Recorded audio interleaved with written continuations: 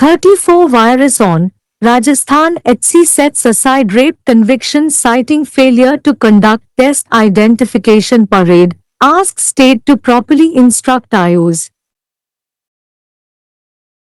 Rajasthan High Court directed Director General of Police, Jaipur and the Principal Secretary, Department of Home, for issuing instructions and guidelines to all the police investigating officers of Rajasthan to conduct the test identification parade, TIP, of the accused with the victim in cases where the accused was not known to the victim. The bench of Justice Anup Kumar Dhand was hearing an appeal against a 1991 conviction order of the Sessions Court passed in a rape case in which it was found that the victim did not know the accused before or even at the time of commission of the offence, and no tip was conducted by the investigating agency. Also read, mere benefit of doubt, acquittal can't be used as ruse to deprive employee of legitimate financial entitlements, Rajasthan HC. The court highlighted that the names of the accused were given by the victim only based on the names that her relatives had told her after the commission of the offence. It was opined that in absence of a tip, relying solely on the victim's testimony regarding accused's identification, when there was no other link to connect the accused with the incident, was wholly unsafe. The appellants are not some renowned personalities who could be identified on the ground that prosecutrix was told about their names by her mother-in-law and brother-in-law. When the victim was not aware about the names of the appellants, then how she figured their names in her statements, such factual aspect of the matter is fatal to the case of the prosecution. Also read, alarming situation. Rajasthan HC orders authorities to restore bank's possession over mortgaged property forcibly taken by defaulter. The court also pointed out the situation where to pacify and or avoid public revolt against the police for non-detection of such crimes. Investigating agencies implicate a person who could not be connected with the crime by legally acceptable evidence. It was stated that in the present case too, the investigating agency had not discharged their duties properly and had miserably failed to apprehend or book the real culprits. It was submitted by the counsel for the accused appellants that neither of the three appellants were known to the victim. Rather, their names were told to her by her brother-in-law after the offence. Furthermore, a few days before the incident, her mother-in-law had also mentioned the names of the accused, terming them as persons of criminal nature, but even at that time, the appellants were not present before them. The counsel argued that in this light, it was legally obligated to conduct the tip, without which it was not established that the appellants were involved in the offence. After hearing the arguments, the court took into account all the records and affirmed that the appellants were not known to the victim either before or at the time of commission of the offence, and even then no tip was conducted. It was opined that the idea of holding test identification parade under Section 9 of the Indian Evidence Act is to test the veracity of the witness on the question of capability to identify an unknown person whom the witness may not have seen. If no test identification parade is held, then it will be wholly unsafe to rely on his/her bare testimony regarding identification of the accused. The identification of the accused by the prosecutrix on the basis of telling her their names by her mother-in-law, PW2, N, and brother-in-law, PW3, B, is worthless. In this light, the court held that since there was no legally acceptable evidence to connect the appellants to the offence, they could not be held guilty. Accordingly, the appeal was allowed, and the conviction of the appellants was set aside. The court opined that by not conducting the tip, the investigation agency had not discharged their duties properly and had failed to book the real culprits. In this background, the DGP, Jaipur as well as the Principal Secretary, Jaipur, were directed to issue instructions for all investigating agencies to conduct tip of the accused where the victim did not know him/her. Title: XV State of Rajasthan. 34 ஆண்டுகள் ராஜஸ்தான் உயர்நீதிமன்றம் அடையாள சோதனை அணிவகுப்பை நடத்த தவறியதாக கூறி மாநில அரசுகளுக்கு முறையாக அறிவுறுத்த வேண்டும் என்று கேட்டுக்கொண்டது. ராஜஸ்தான் உயர்நீதிமன்றம் ஜெய்ப்பூர் காவல்துறை இயக்குனர் ஜெனரல் மற்றும் உள்துறை முதன்மைச் செயலாளர் ஆகியோரே ராஜஸ்தான் மாநிலத்தின் அனைத்து காவல்துறை புலனாய்வு அதிகாரிகளுக்கும் பாதிக்கப்பட்டவருக்கு குற்றம் சாட்டப்பட்டவரை தெரியாத வழக்குகளில் பாதிக்கப்பட்டவருடன் குற்றம் சாட்டப்பட்டவரின் அடையாள சோதனை அணிவகுப்பை டெப் நடத்த அறிவுறுத்தல்கள் மற்றும் வழிகாட்டுதல்களை வழங்குமாறு உத்தரவிட்டது.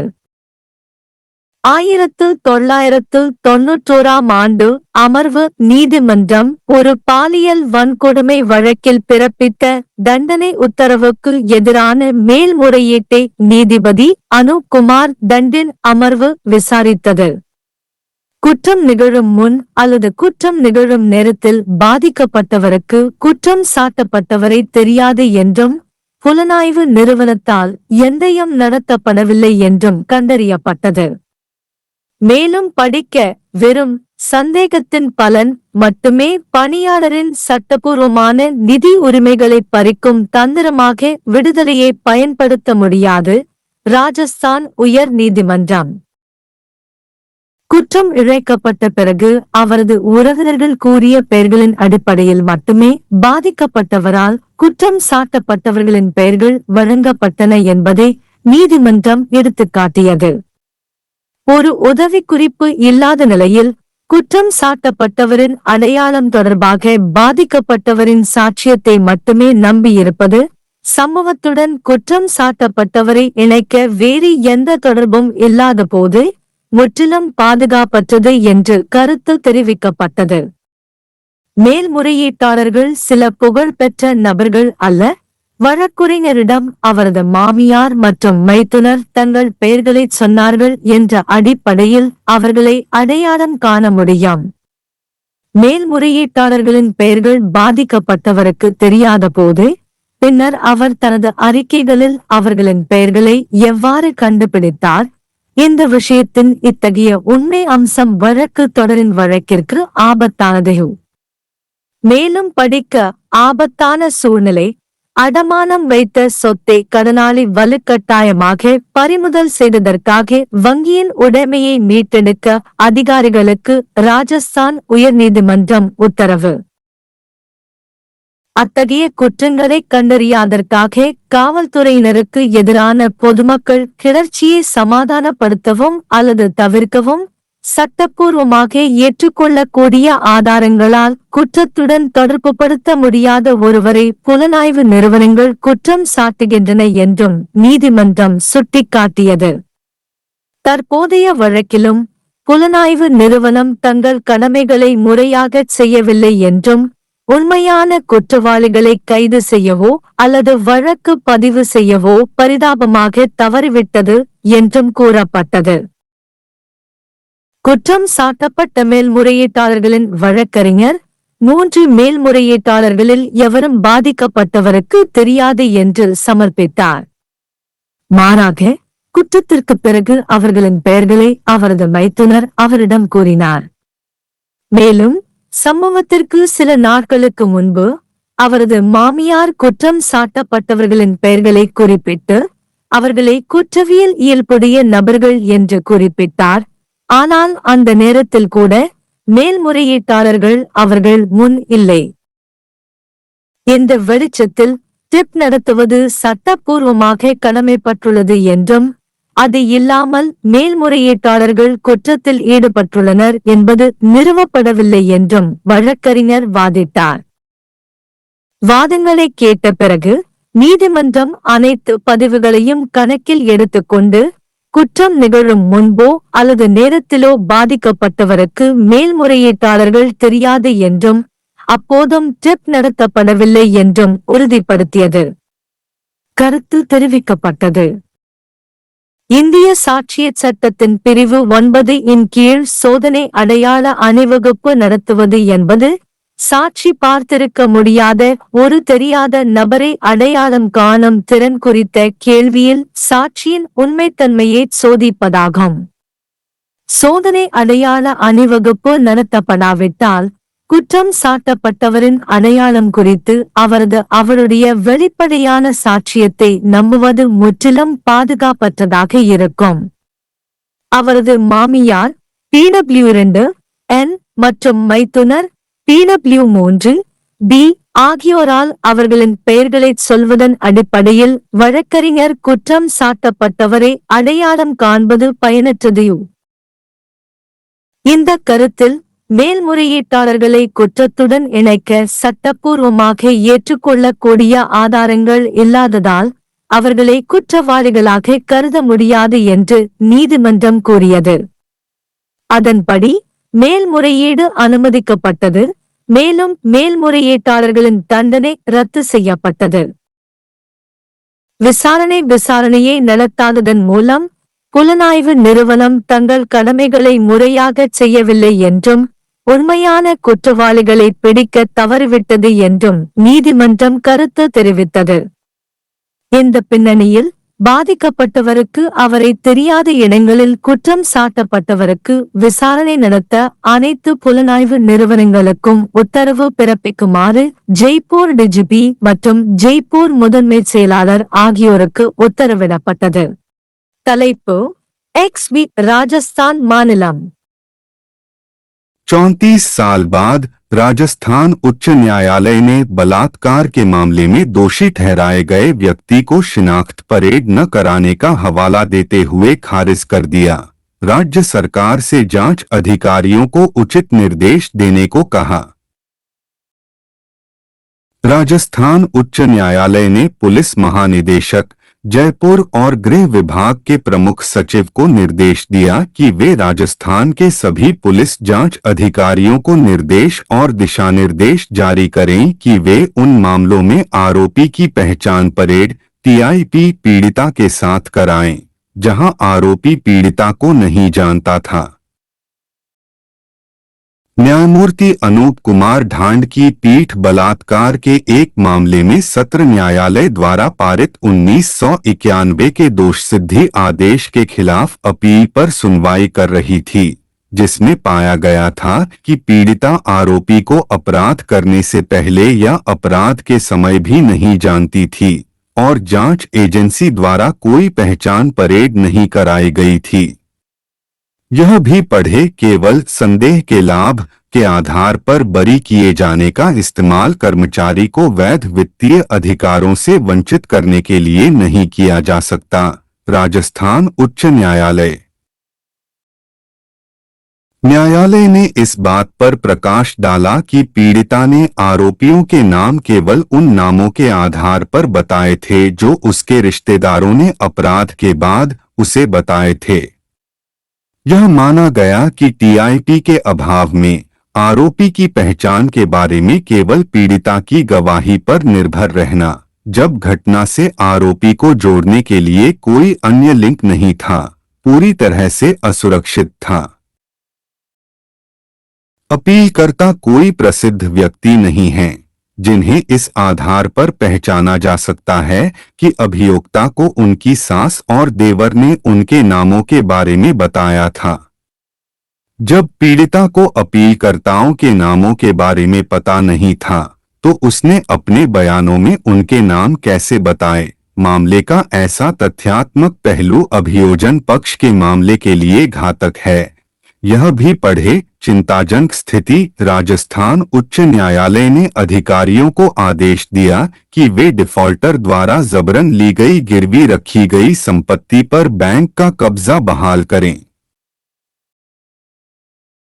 अदालत ने ऐसी स्थिति की ओर भी ध्यान दिलाया जहां ऐसे अपराधों का पता न लगाने के लिए पुलिस के खिलाफ लोगों के विद्रोह को शांत करने और या टालने के लिए जांच एजेंसियां ऐसे व्यक्ति को फंसाती हैं जिसका कानूनी रूप से स्वीकार्य साक्ष्यों के आधार पर अपराध से कोई संबंध नहीं हो सकता।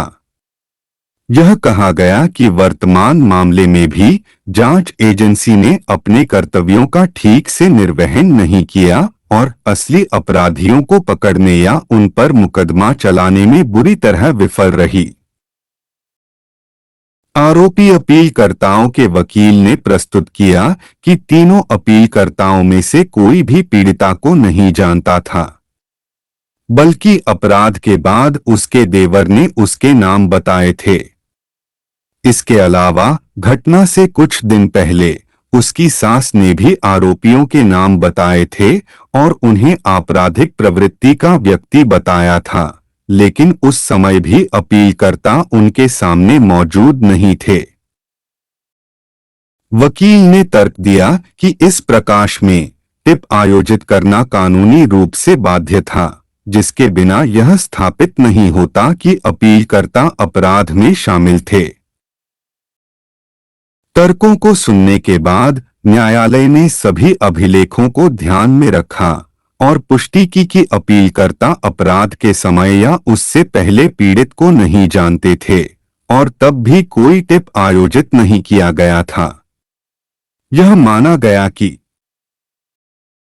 भारतीय साक्ष्य अधिनियम की धारा 9 के तहत पहचान परेड परीक्षण आयोजित करने का विचार किसी अज्ञात व्यक्ति की पहचान करने की क्षमता के प्रश्न पर गवाह की सत्यता का परीक्षण करना है, जिसे गवाह ने नहीं देखा हो। यदि कोई पहचान परेड परीक्षण आयोजित नहीं किया जाता है, तो अभियुक्त की पहचान के संबंध में उसकी केवल गवाही पर भरोसा करना पूरी तरह से असुरक्षित होगा। अभियोक्ता द्वारा अपनी सास PW2N और देवर PW3B द्वारा उनके नाम बताए जाने के आधार पर अभियुक्त की पहचान करना बेकार है। इस संदर्भ में न्यायालय ने माना कि चूंकि अपीलकर्ताओं को अपराध से जोड़ने के लिए कोई कानूनी रूप से स्वीकार्य साक्ष्य नहीं था, इसलिए उन्हें दोषी नहीं ठहराया जा सकता। तदनुसार अपील स्वीकार की गई तथा अपीलकर्ताओं की दोष सिद्धि को रद्द कर दिया गया। न्यायालय ने कहा कि TIP न करके जांच एजेंसी ने अपने कर्तव्यों का उचित निर्वहन नहीं किया है तथा वास्तविक दोषियों को गिरफ्तार करने में विफल रही है। इस पृष्ठभूमि में DGP जयपुर तथा प्रधान सचिव जयपुर को सभी जांच एजेंसियों को निर्देश जारी करने का निर्देश दिया गया कि वे उन आरोपियों की TIP करें जहां पीड़ित उन्हें नहीं जानता था। शीर्षक 1 बनाम राजस्थान राज्य।